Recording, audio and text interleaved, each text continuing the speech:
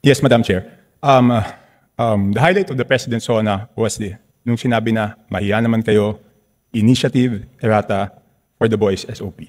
So ang initiative at errata ay nanggagaling po yan sa Kongreso. Kaya nga medyo nahirapan si Sec. Ralph na sagutin kung paano nabawasan yung iba dahil talagang Kongreso po may alam yan. At dalawang pagkakataon po yan, sa BICAM at sa small committee. So I would like to ask the Chair to furnish all of the members the signed report of the small committee for 2025. Wait, bakit gumagalaw yung oras ko? Hindi naman kasama yung sagot. Thank you very much, Representative Chanco. The request will be put under consideration and we will let you know if it's possible to... No, Madam Chair, why should it be put under consideration? This is of public record. This is in accordance with our rules. That all committee reports must be given to all members. And that shouldn't be taken against my time because you're telling me that, teka, balik natin yung oras ko kasi sinasabi na that will be taken into consideration. It should not be taken into consideration. Madam Chair, allow me to read this, no? Declaration of Principles and Policies. Section number 2 of our rules. Public office is a public trust. The House of Representatives and every member thereof are accountable to the people at all times. I will not read the ending portion. Number 3, efficient and effective access to and dissemination of appropriate and accurate information are imperative in lawmaking. So why should it be taken into consideration, Madam Chair? This representation was not the appropriations chair at the time. So the person who's covering the jurisdiction of that particular document, that is a document within the purview of the 19th Congress. Given that we've now crossed over to the 20th Congress, we would need to consider that request. Madam Chair, that's not acceptable. This is public records. Pareho pa naman yung COMSEC natin. At yan dapat linalagay sa archives. Do I have to read the rules again regarding archives of all documents? So may ang daming violation, Madam Chair. Walang record, hindi binigay. Ngayon, it's not readily available. Walang record sa archives. Ano to, sikreto? Again, this representation was not the appropriations chair. Let's ask the committee secretary, where are the signed records of the 2025 small committee report? Madam Chair, simple lang to. Kung electronic copy, dapat lahat may electronic copy. So dapat i-email sa amin lahat within 5 minutes, di ba? As a response to the Honorable Chanco, we will look into the records and look at the particular item. The subject matter of today's hearing is the briefing on the 2026 budget. So this is an internal matter that may be taken up with the Committee on Appropriations separately. So Madam Chair, starting Wednesday, tatanungin natin yung mga departamento, paano nila ginastos yung budget nila. Paano natin sila tatanungin kung paano nila ginastos yung budget nila kung hindi natin alam paano sila nabawasan at paano sila nadagdagan. We will be able to scrutinize the performance of the different agencies as well as the utilization of the different line items based on the 2025 performance. So this does not preclude us from doing that scrutiny. Meron ba o wala? We would have to look into the records. May I ask exactly what you are asking for? The small committee report of the 2025 budget. Let us just ask the COMSEC kung meron o wala. Kung meron, why was it not filed sa archives based on our rules 15 days after? So meron ba o wala? Simple. Kung meron, bakit hindi na-file sa archives? Kung wala, I will let you proceed, Madam Chair. I will not hold this budget hostage. Gusto ko lang malaman, meron o wala? The HGAB itself, the output of the small committee is already embedded into the HGAB itself. So that's the report. That's the output of the small committee. It's not the report, Madam Chair. Based on our rules, each committee must come out with a report. No committee is exempted from coming out with a committee report.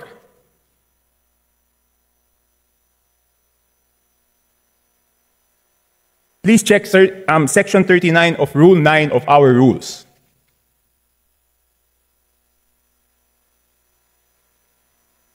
Kasi di ba kung meron, ang dali-dali naman, di ba kawala?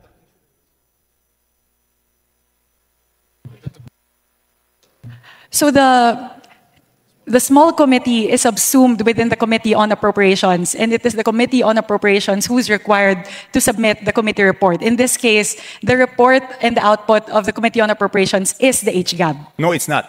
The HGAB is different from a committee report. Just like any other bill, the bill is different from the committee report. There must be a committee report included to the bill. It is not one and the same. at the point of after the committee hearings are done, the Committee on Appropriations comes out with a committee report, and then it moves to plenary, at which point we approve it, and the small committee works. So now the output of the Committee on Appropriations, once that is elevated to the plenary, is the HGAB. No. So there's no other committee report that needs to be furnished by the Committee on Appropriations apart from the HGAB itself. It is not exempted from our rules, Madam Chair. Maliwanag, Section 39. Gusto nyo basahin nyo? Okay, I will ask the committee secretariat, how many meetings were held? There were 2 meetings. 2 meetings. Did you follow, nasaan yung minutes ng meetings?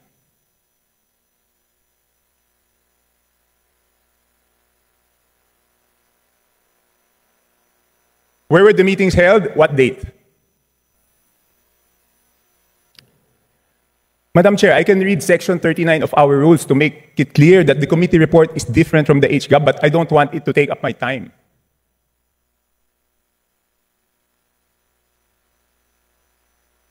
Iba po yun eh, kasi tignan nyo yung BICAM. Di ba may BICAM report? Doon sa BICAM report, teka muna, umaandaw yung oras ko? Hindi pa na natatapos yung isyong rineraise ko.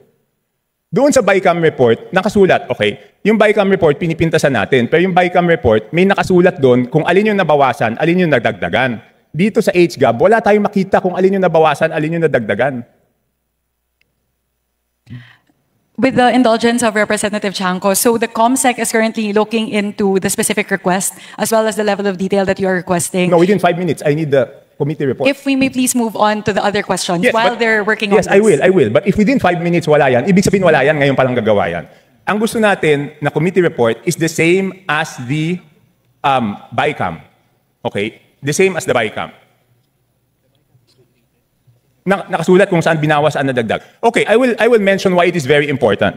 Okay, ito may 2 distrito, no? At sino ang nag-introduce ng amendment? May 2 distrito, hindi naman to kasalanan ng congressman doon sa distritong yon. Ang NEP nila is 2.530 billion. And then, pagdating sa GAA, naging 20.999 billion. Isa pa, 1.508583 billion sa NEP. Pagdating sa GAA, 20.795. So, tapos, ang pinasok lang sa BICAM dito is 5 billion and 4 billion each. So, ang napasok dun sa small committee is 13 billion. Doon sa isa, yung isa 14 billion. So, sino yung nagpasok ng 13 billion na yun at saan tinanggal yun?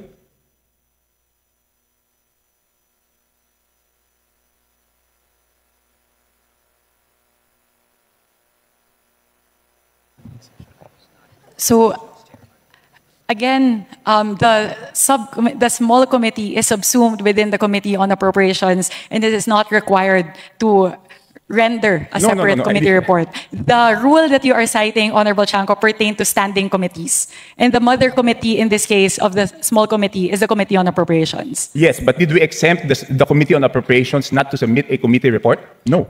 Again, the committee report of the Committee on Appropriations at the plenary level is the HGAB itself. Yeah, but all meetings, dito sa ating rules, all meetings must be on record. So it's not only the committee report, dapat yung small committee na yon, meron silang report na finurnish lahat.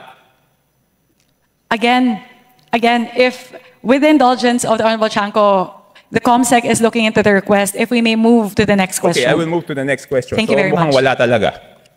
Signed committee report showing ano yung binawas, saan napunta. Okay. So it's only now, Madam Chair, that you found out that there is no small committee report?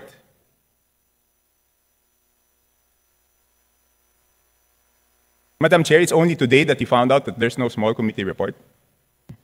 Again, Representative Chanco, I was not the chairperson of the Committee on Appropriations at time, nor was I linked to the budget deliberations or the deliberations of the small committee. So this is something that we are looking into based on your query. Okay. So you mentioned in a press conference that you will have a subcommittee on budget amendments to replace the small committee. Is that correct? Yes, that is correct. Does it mean that we will now strictly follow Section 56 and 57 of our rules, that after we approve on second reading, no further amendments will be made? Yes, that is correct. So, lahat ng individual amendments will be tackled before approval on second reading? All amendments of institutional nature will all be included in the version of the bill that will be approved on second reading. No, not institutional. I'm referring to committee and individual amendments. Technically speaking, yes, both committee and individual amendments as moved, as tackled during the period of amendments in the plenary. So after the second reading, wala na pong babaguhin. Yes, that is correct. Okay. Sumunod, sino po ang mga miyembro ng small committee at paano sila pinili? As of now, it's an ongoing discussion. It will not be small. That's It's actually subcommittee on budget amendments. Yes. So we are looking into representatives nominated by each of the political parties, plus the party list coalition, plus members of the minority. So we are looking at least 10 members. So discussions are still ongoing, so I'm unable to say definitively how many the members are and who the members are. So sinabi niyo po, political parties, majority, minority. That is correct. Bakit wala pong representative ang independents? Hindi pa po kami dapat tumingin din sa budget? That could be considered. Thank you very much for pointing that out, Representative Shanko. So is it a affirmative that the independents will be represented? Madam Chair, point of order, Madam Chair. Kasi kanina I was asking kung ano ito, kung hearing ito o briefing. Ang sagot sa akin, briefing. Sa naririnig ko parang hearing. Because we are now discussing, things that are properly discussed in the committee itself. So, with apologies to my friend Congressman Chanco, baka maybe that can be discussed in a formal APRO meeting kasi we have our resource persons here that probably are wondering why they are listening to all of this. And so that also the briefing can proceed, Your Honor. Yes, to my friend, of course, the respected Honorable Puno. But on Wednesday, we will ask them how they spent their funds. So I think we also should know whether they were deducted funds or added funds before we ask them how they... Di ba po parang kahit bata, pag humingi ng allowance, bago humingi ng bagong allowance, titignan muna kung paano ginastos, di ba? So, and I'm winding up, Sec Puno, Congressman Puno. No, I am not unhappy with the questions. In fact, some of them are my own questions also. I was just observing that the ruling was that this is a briefing. So I myself have been forced to revise some of the questions I was going to ask. But thank you for your lead on this. Okay, next. Lahat po ba dapat digital na ngayon? Bakit wala pong soft copy ang HGAB? Wala pa pong HGAB for fiscal year 2025. 2025 HGAB, wala pong soft copy yan. So bakit po kaya walang soft copy ang HGAB? Kung yung NEP may soft copy na pinapublish po yung DBM, kung yung GAA na papublish po may soft copy, bakit po kaya walang soft copy yung HGAB? At sigurado po ba tayo na magkakaroon ng soft copy ang HGAB ngayong 2026 budget? So the requirement of the transmission between the House and the Senate is for hard copies during the 19th Congress. So that's the version that was prepared by the House, because that's the requirement of the Senate in terms of the transmittal. Now, though, we are changing that, and we are now moving more towards a digital format, which will render to the members of the House. Okay, yun lang po. So you commit that doon sa 2026 budget, meron na pong soft copy? Yes, we commit. Ng after third reading? Yes, we commit. Okay. So thank you po. 3 minutes na lang po, tapos na yung 5 minutes. So dapat matanggap na namin yung email ng small committee report, Madam Chair. Again, we will revert back to you on that, Honorable Chanco. Again, the committee secretary is looking into that. This is something that we can discuss internally. It's an internal matter of the Committee on Appropriations. So I would also not want that to hinder all of the other members to ask their questions pertaining to the 2026 fiscal year budget. So if we can get back to you on that, again, I can also ask the COMSEC to sit down and tackle the request, which we will put under consideration. No, Madam Chair, I don't need to sit down with the COMSEC. I am just requesting that each and every member of the House be given the copy of the small committee report wherein makikita po kung saan po nagbawas. Kasi walang madadagdag kung walang binawas. So yun lang po ang hinihingi ko, pakita lang kung saan binawas at saan dinagdag. Yun lang ang hinihingi ko. And hindi naman po pwede ngayon lang yan gagawin kasi ano yan public record yan And I'm sorry to disagree, But public funds is not an internal matter. Di ba? Kaya nga natin ginawang transparent to because it's not internal. Pag nagtanong tayo tungkol sa pera ng taong bayan, every question is valid and every question is a public matter. It is not an internal matter dahil pera po ito ng taong bayan. So, yun lang po, The Madam Chair. procedural point is what's considered as an internal matter. Again, we maintain that the output of the small committee is included in the HGAB. Hindi po. Pero nakasulat po ba sa HGAB kung saan binawas at saan dinagdag? Yun na lang po tatanungin ko, Madam Chair. Pwede Nakasulat pong ba? silipin yung difference ng GAB as filed versus HGAB. Pero dun po sa mismong forma ng HGAB, hindi po nakalagay yung mga delta dun. But if you would really want that, to look into the differences, you can compare HGAB as filed for first reading vis-a-vis what's what's transmitted in the Senate. Madam Chair, 7,000 pages po yun. Paano ko naman babasahin yun? Eh doon nga sa BICAM, di ba ang ginawa nila, sinamarize nila at sinabi po nila kung ano yung binawas at ano yung dinagdag. So bakit hindi po natin magawa yun? Di ba 7,000 pages, babasahin natin isa-isa tapos hahanapin natin alin yung tumaas, alin yung bumaba. Eh sa BICAM po, ang ginagawa po nila, sinasummarize, nakasulat po doon. And ang balita ko sa Senate, gagawin nila is aalamin kung sino yung nag-introduce ng bawas at sino yung nag-introduce ng dagdag. And I hope the same will be done in the House, Madam Chair. Noted on that, we will take that into consideration as we move forward with the reforms for the budget deliberations for the 20th Congress. Last question, Madam Chair. What will be the participation of the civil service, the CSOs, the NGOs, and the POs doon sa ano?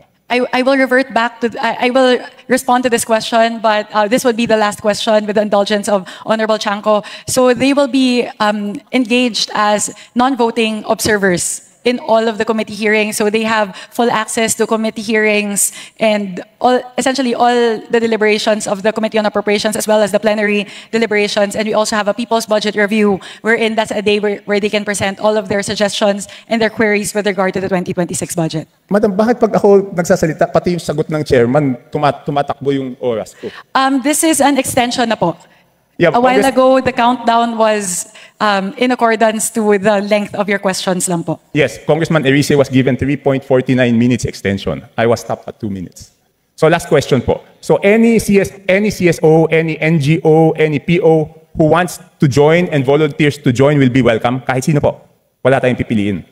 Again, last question na po talaga. I will revert back to this because it's public knowledge already. The accreditation guidelines for CSOs who would want to engage in the budget process has been publicized by the task force, by the Office of the Secretary General. So all interested parties who would want to apply may go through that accreditation process. My apologies, Representative Chanco. This is the last question. The COMSEC may also now furnish you with the accreditation guidelines. Yeah, okay. So that's my last question, but I just want to manifest 5 minutes has passed and the small committee report has not been sent to any of the members. That's on record, Madam Chair. Thank you, Representative Chanco.